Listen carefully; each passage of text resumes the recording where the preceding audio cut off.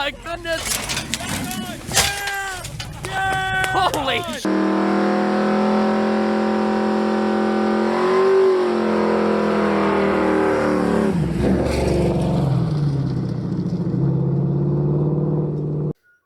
Hey there, friends. That's right, I called you friends.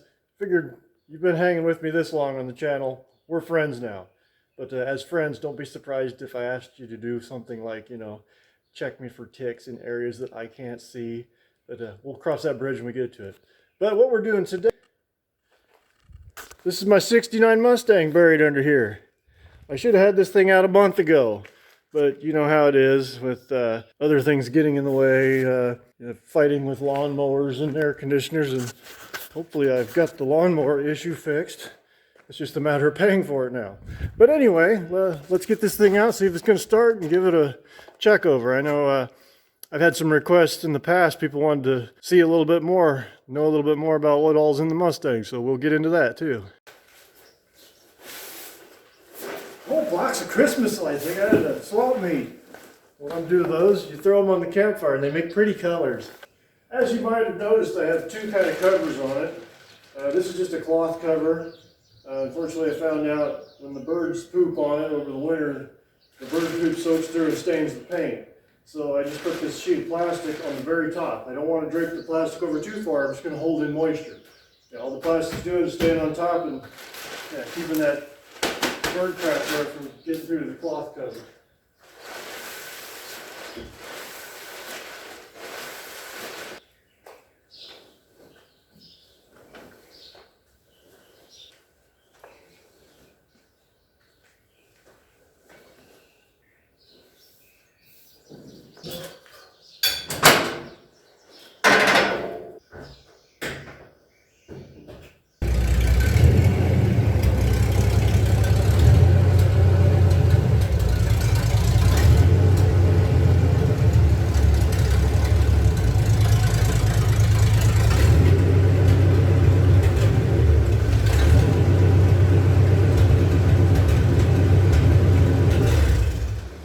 Battery I'm going to use for the Mustang is in here, so I had to get this reparked before I pulled the battery.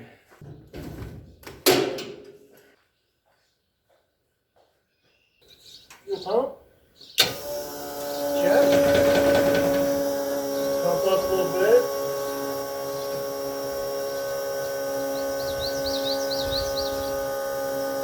Sure it is. Let's see what happens.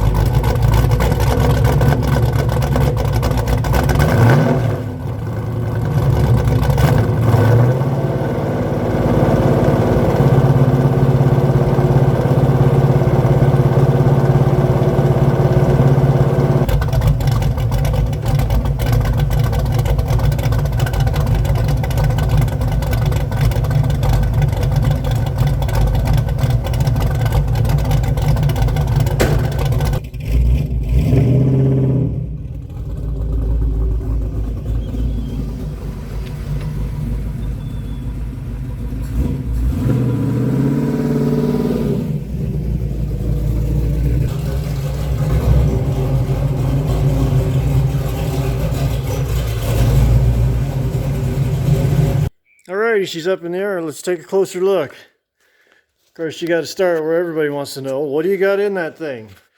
This is a 351 Windsor. It's been bored and stroked 420 cubic inches. Let's see. The cylinder heads are twisted wedge, trick flow twisted wedge. They're, what are they, an 11R, I believe they were. Let's see. The crank is a Eagle with 4.1 inches of stroke, if I remember right. Diamond pistons. The intake's Edelbrock Victor Jr.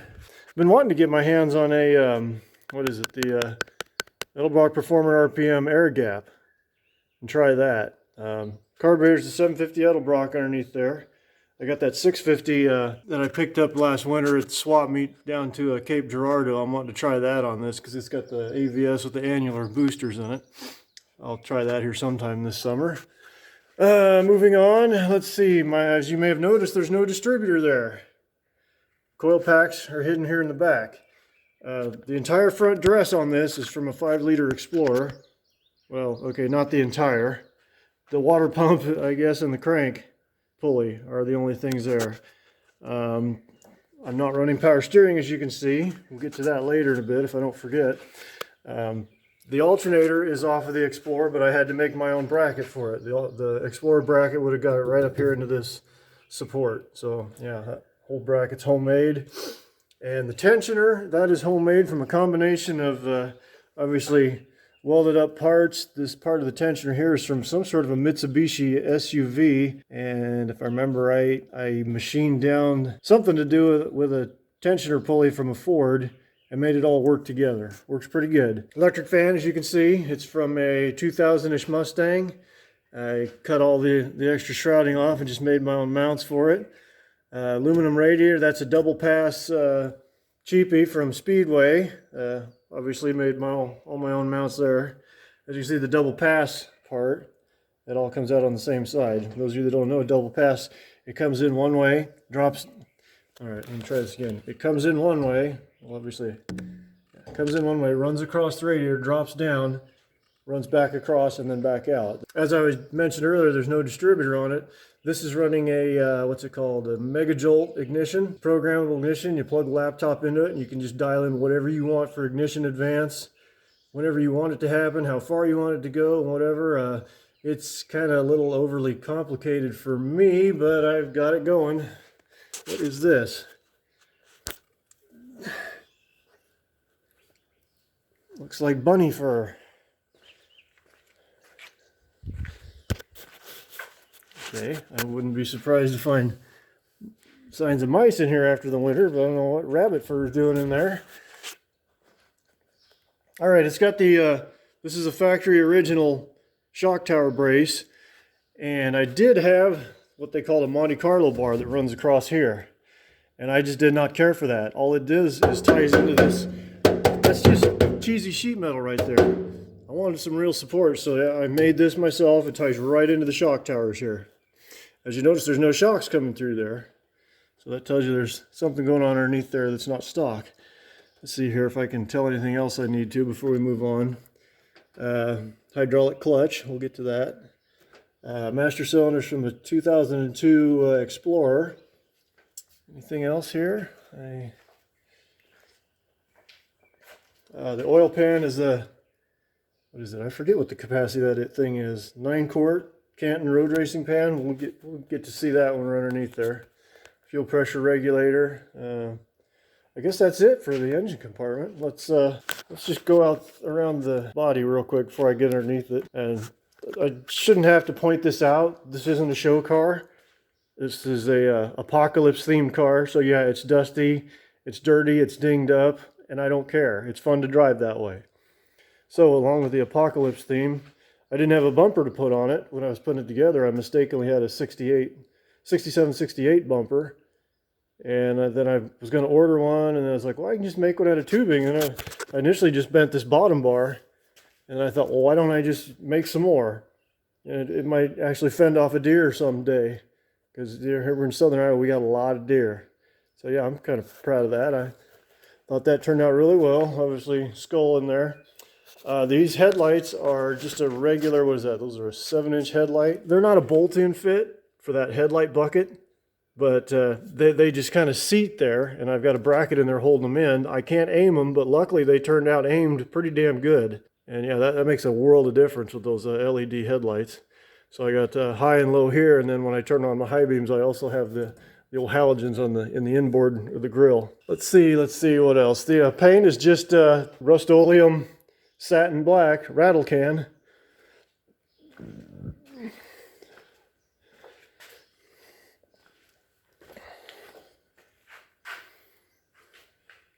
Tail lights and brake lights, I've got LED lights in there too, so hopefully people will see them. I don't want this thing getting rear-ended.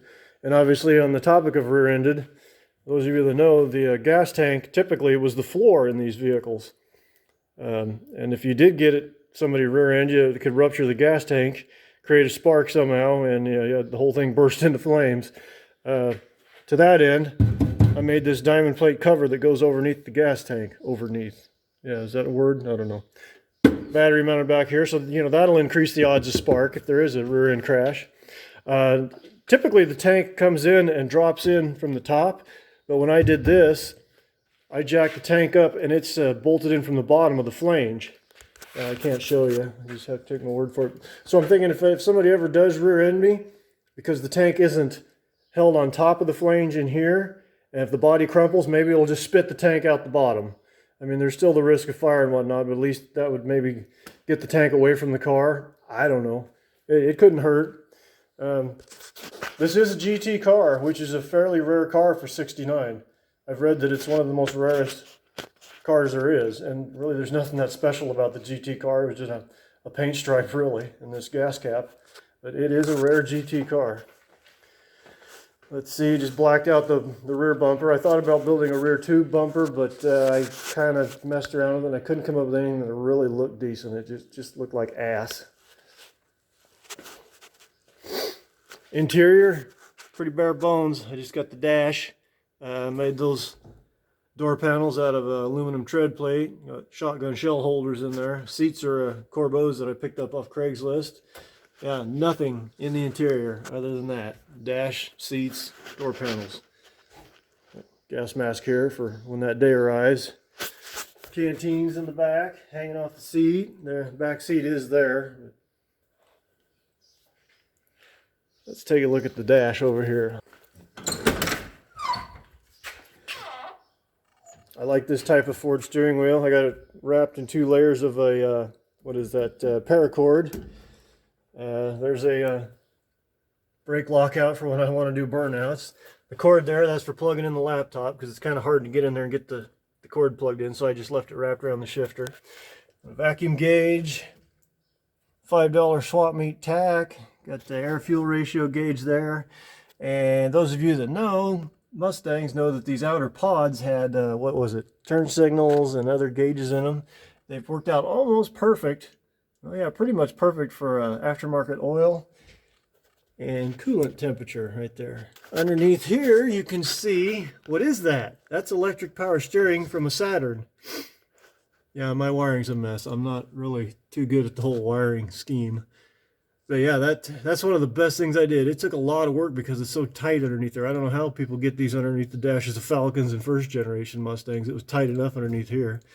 But well worth it. Very well worth it. Let's see, anything else? I don't think so. I got a fire extinguisher back here for hopefully never need that. All right, let's go underneath. Well, first we'll talk about the brakes. That's why I took the wheels off.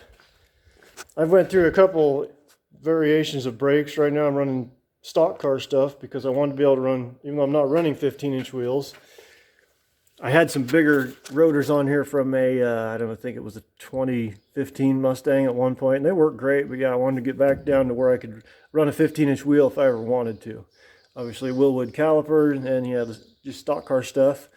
The spindle is like a mid-70s Maverick drum brake spindle because I made all these mounts myself. Maybe we can get in here and pick it up. And the drum brake spindle just is so much better for making custom mounts because it has those 4 bolts. You know, you could just make a flat plate. Let me grab a creeper here. We can, yeah. As you can see there, the drum brake spindles just have that nice flat mounting area with, 4 bolts. So it's really not that hard to make your own mounting plates. I don't know if you can see what I did there. There's a mounting plate right here, and then I made this ring that went around, and then there's another mounting plate right here that holds onto the caliper. It took a little bit of time. It wasn't really that hard to do. It was just, yeah, being careful to make sure I did it all right. Rear brakes, almost about the same thing, except I'm running AFCO calipers, stock car stuff. I think on the front, the pads I'm running are Polymatrix A's. I think I'm running B's or C's back here. Like I said, I've been through a lot of different versions of brakes to get it where I'm happy with it now. They seem to be pretty well balanced and everything. So I think I'm all done with that. But, all right, let's get underneath. We'll start with the front suspension. Bigger sway bar. I think that's what, inch and an eighth maybe. All right, upper A arms are street and track. I looked at various suspension kits, and I just didn't like any of them as a kit. So I just kind of cobbled up my own stuff. But the upper A arms are the street and track.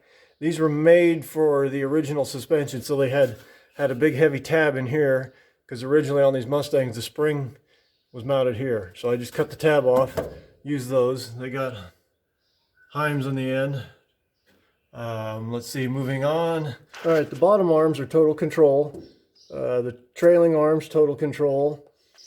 The manual rack and pinion is total control. I have conflicting opinions about that. When I first put it in, it was great, and then it developed some slop. And I did snug it up last summer, but it's still not near as good as it was when I first started it. Got a bump steer kit there. Yeah, I'm not crazy about the leverage I had to put on there to get rid of the bump steer, but I don't know, when that thing was new, it was great, but it's doing 80, 90, and it keeps your attention. You're hanging onto that wheel, and it's not, I don't know. And plus they claimed that you would not have a decrease in steering radius with this. I have found that to definitely not be true. I lost a lot of steering radius with this rack and pinion, and it was very expensive. So that's one of the products I'm not really pleased with. Another one are these headers. Those are FRP headers. I paid a lot of money for those. And I'm not trying to, you know, destroy these manufacturers' names. I know a lot of people have had good luck with them, but right out of the box, those FRP headers had a couple of dings in the finish. And I called, and he was kind of grouchy with me.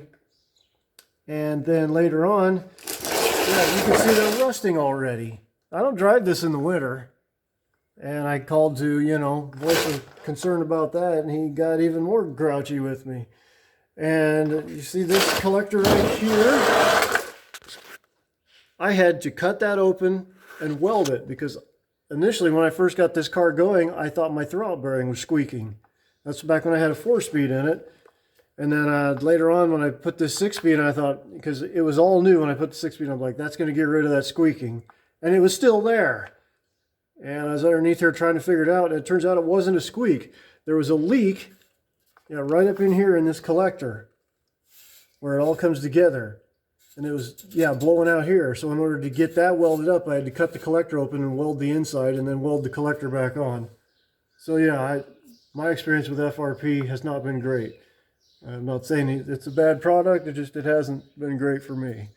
Let's see what else there. You can see the Canton road race pan, T56 Magnum 6-speed. Got a little oil leak there I need to clean up. That's coming out of the rear main seal. Starter is a gear drive unit, gear reduction permanent magnet starter from Explorer application. Oh, all right, totally forgot about this, but I'm running coilovers in the front. These are AFCO coilovers for asphalt oval track racing application. They're double adjustable for compression and rebound, and they're nitrogen charged reservoir. This is, if you know these old unibody Fords like this, I don't know why, but they have so much down travel in the suspension to the point of just being ridiculous how much. So I made my old limiting strap here out of a seat belt, clamped to the bump stop mount up there, and then the belt loop hooks into the shock mount. That particular belt is off a Geo Metro. 3-inch exhaust all the way back, runs underneath the rear axle. Which, we'll move on back there and take a look. I'm sure there's something I'm missing. Weld-in subframe braces from Global West. Like I said, my exhaust goes underneath the axle, just to make it easier. I made the exhaust myself out of a kit. Global West, what are they called? Category 3 or Category 5 road racing springs. They do not hop. There's no axle wrap in those. You'll get a little bit in reverse if you're really getting after it. Mufflers are MagnaFlow glass pack ovals. As you can see, the rear axle is not a 9-inch. That's an 8.8 from a Ford Explorer. I welded up the tubes to the center section here, trimmed off all this extra webbing that it didn't need. Now, why did I use an Explorer 8.8 instead of a 9-inch? It had a 9-inch in it, but the 9-inch was 28 spline. These Explorer axles are 31 spline. You can find them with posies in them, which I did. I rebuilt the posi, put Kevlar clutches in it, and it's been great. And they come with disc brakes, although I'm not using the disc brakes off it now, but I did initially try them. They just, like I said, I've been through so many variations of brakes on this. But, and I can't help but think that the newer Explorer 8.8, the quality of the metal has surely improved over the years, over that 9-inch that was made in 1969. And I still have the axle, and I do actually have a 9-inch from a stock car, a full floating axle, that I will be putting in here someday. This 8.8, in order to get it in here, I narrowed it on the one side. It's a fairly common trick. You narrow it on one side and then use 2 short side axles. Let's see if I can get back here. Too dark under to tell which side I did. But before I did that, I'd read where people had managed to fit one of these unnarrowed into here, but I just couldn't see it happen because of the offset. It looked to me, I wouldn't bet money on it that the offset would have put this pinion right into the floor. Seems like it was on this side, but yeah, I don't remember. So I narrowed it to 3 inches in order to get the pinion better centered into the tunnel. And then I have to run, as you may have noticed, wheel spacers to get the extra width back. Because the width of the 8.8 Explorer axle is perfect for this. It's just the way the pumpkin is offset. So yeah, the 9-inch I got, it'll be perfect. Yeah, except I just don't have the parts to put in it right now, and I can get rid of these wheel spacers. What else? Carter electric fuel pump. I don't know. I think that pretty much covers it. My tires and wheels, I'm running BlackRock. I forget what model these are. They're just BlackRock 17x8 wheels. Front tires I'm running 255/50 17s. These are Nitto. What are they? Nitto 555s, NT 555s. They're okay for street use. Yeah, they're not great for grip. On the rear, I'm running the same wheel, same tire, but it's a 275/50 17. I do have these Carroll Shelby edition American racing wheels with these Falcon tires that I use when I do autocross. They're quite a bit smaller, but I've found there's just not a lot of 17-inch tire options out there in the size that I need for this. So I kind of have to run something smaller. Maybe in the future I'll just go to a different size wheel. Haven't done any autocross for a couple of years. Maybe I'll get back to doing some this summer. Well, I think that's it for showing you the car. I'm sure there's something on there I forgot. It's reason I'm trying to get it out this weekend is tomorrow there's a swap meet down to Lathrop, Missouri. Might be driving down there in this, and then Sunday there's an all-Ford car show up in Des Moines. I'm taking to that. I don't enter in car shows. This isn't car show worthy, and I wouldn't do it anyway. You know, bless those people that do it, because I like to go to car shows and look at stuff, but I'm not the type of person that wants to sit there and polish up their stuff and just sit in the lawn chair behind it. That's just not me. That's fine for people that want to do it.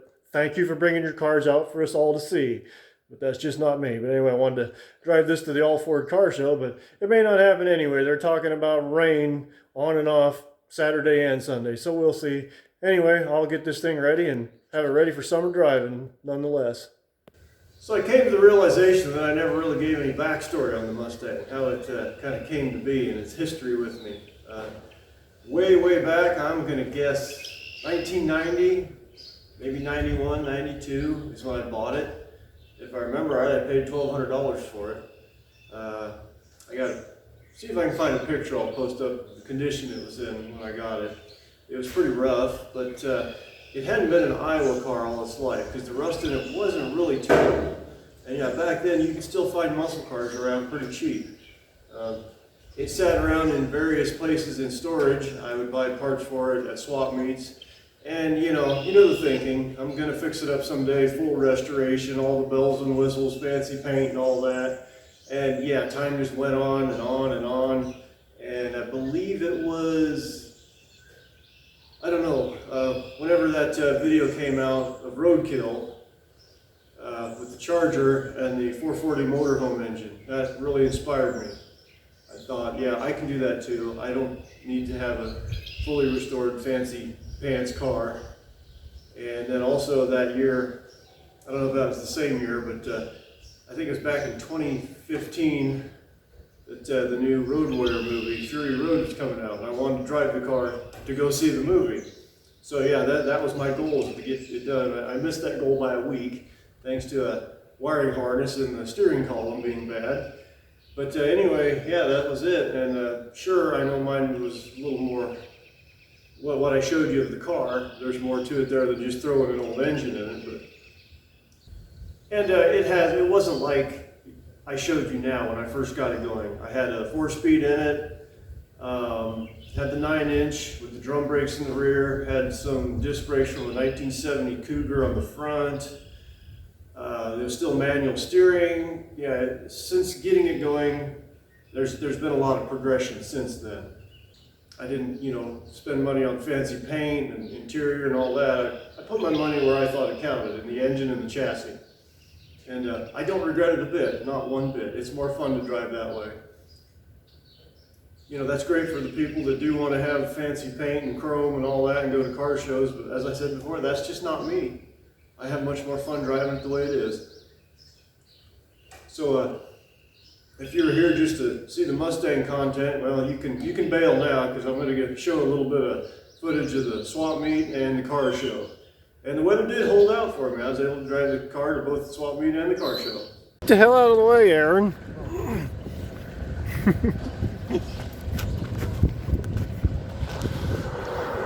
It's a fairly small swap meet, but it looks like there's a pretty good turnout this time. They've been kind of plagued with bad weather for the past couple years.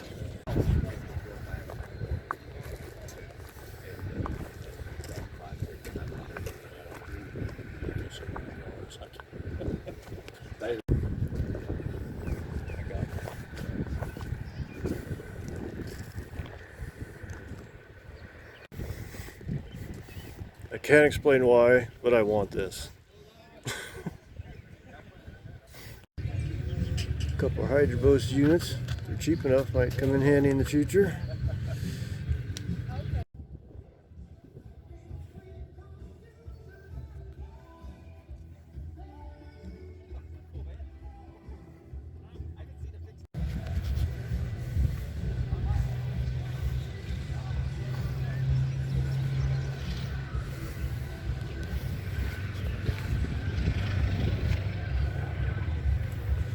A little rough.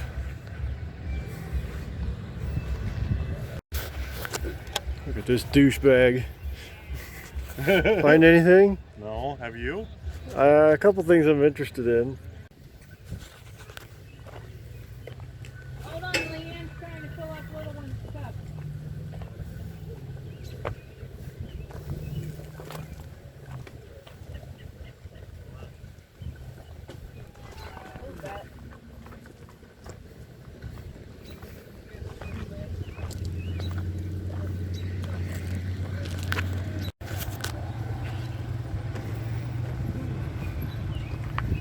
$5,000.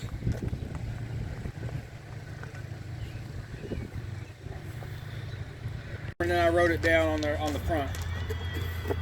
GM's 8, whatever that is.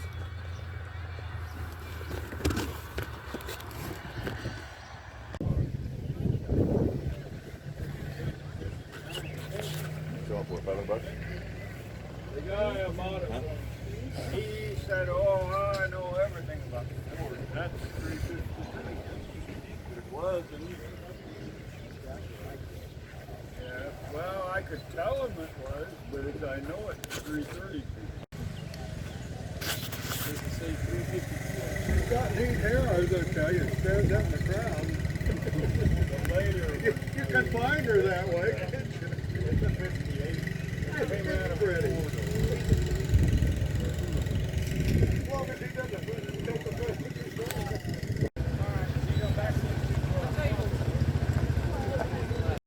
Gotta take them wheels with you.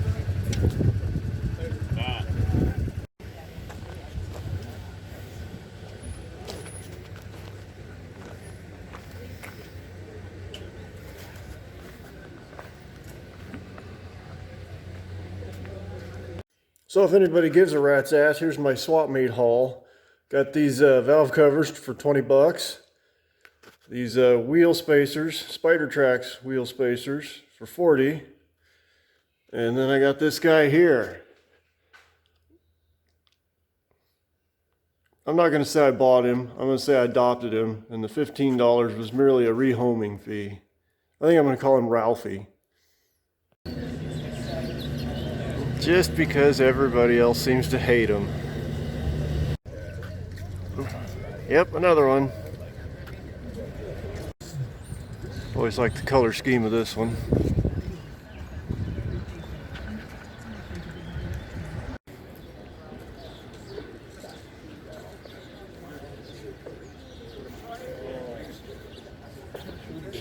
I don't have any. I give them all to Greg. I don't know if the camera's picking it up, but my sandals make farting noises when I walk.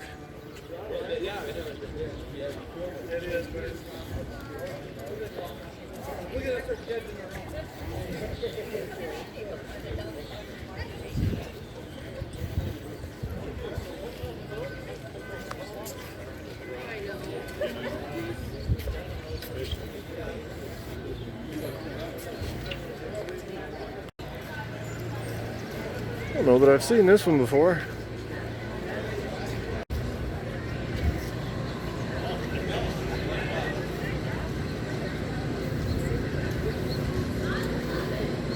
This one's always one of my favorites. 69 Fastback in orange, or Calypso Coral, I believe it's called. Could be wrong on that. This is roughly what mine would have looked like when it was new. Obviously mine's not a Boss 429, but it was factory candy apple red. 1965 Mercury Comet.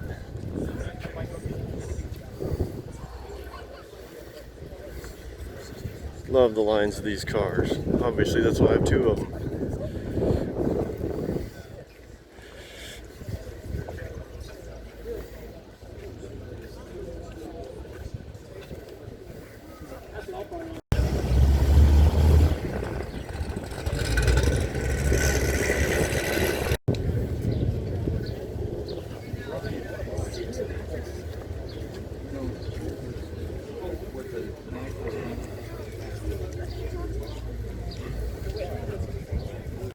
See, Bronco 2's this good a shape every day.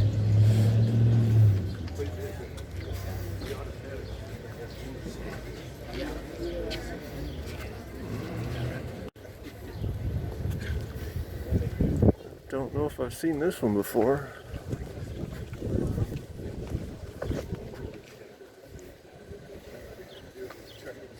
And of course the orange one. It's gorgeous. I love the color too.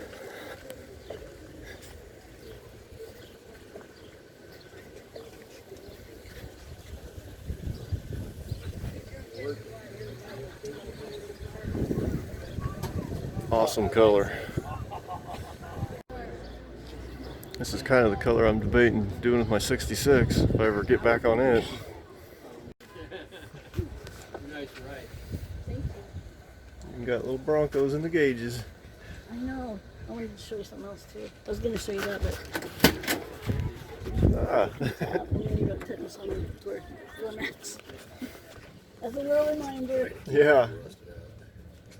Were those gauges custom or those? Yeah, you know, original Broncos just have one gauge, and he didn't like that. And Yeah. So he wanted to do it the way he wanted it, and so he had them custom made. And everything's all new. The way he wanted it. Look at the little gas cap. Yeah, that is. So cute. Yeah, the original ones would have been square. Yeah. But he made it all. That's why it says 71 My Way on the license plate, because he made it all himself. Yeah. Just so. Look at the floor mats in there. Also tetanus.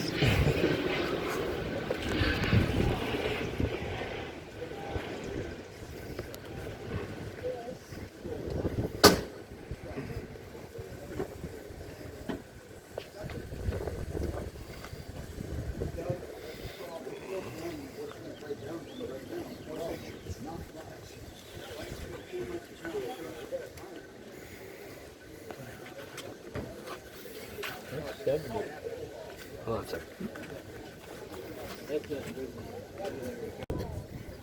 That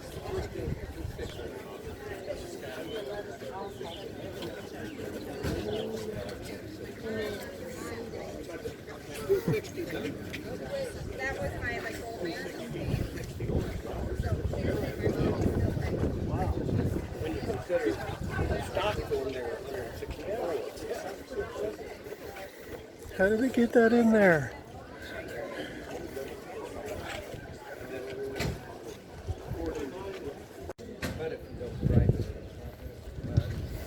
Supercharged 3.8 and an old Dodge.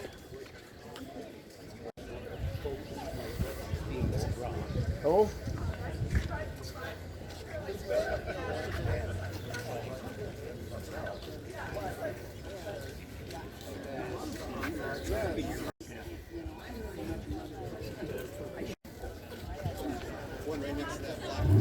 Interesting color. I'm not sure what it is. Some sort of copper. Looks like it's got a Ford motor in it.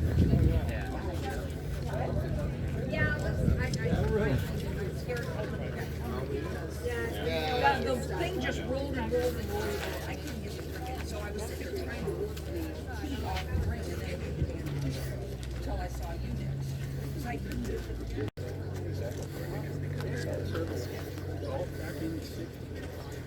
I believe this is early 60s. Let's take a look.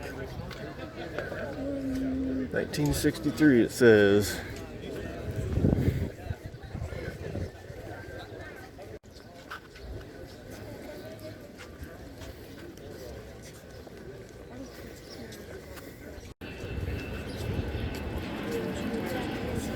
Yeah. I was hoping I'd see one of these. So I recall there were 3 of these here last year. Closer look.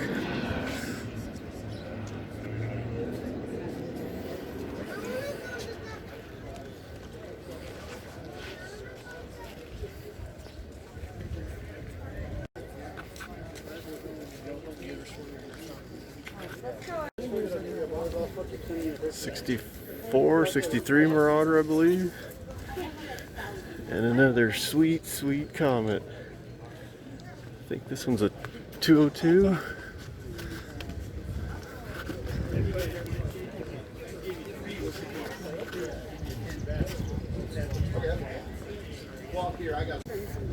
Gotta go check out this massive swap meet here.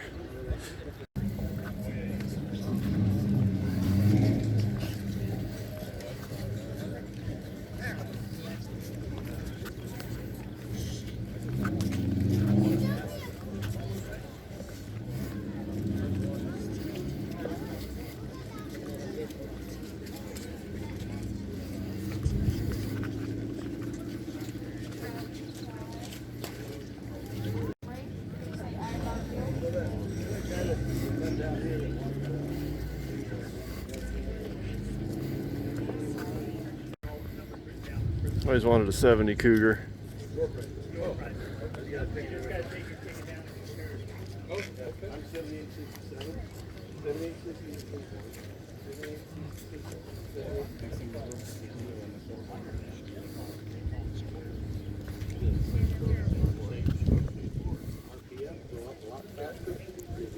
'67 Comet. You gotta leave them bets on. Little things like that. And then, hey, you want a boogie? That don't boogie that. Well, I'll be talking to you. I can pull the front wheels off.